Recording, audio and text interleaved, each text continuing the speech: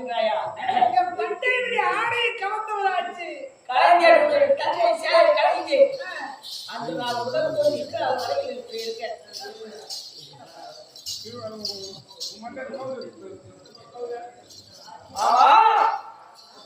எங்களுடைய சட்டவச்சோலை நாடி வந்திருக்கீங்க.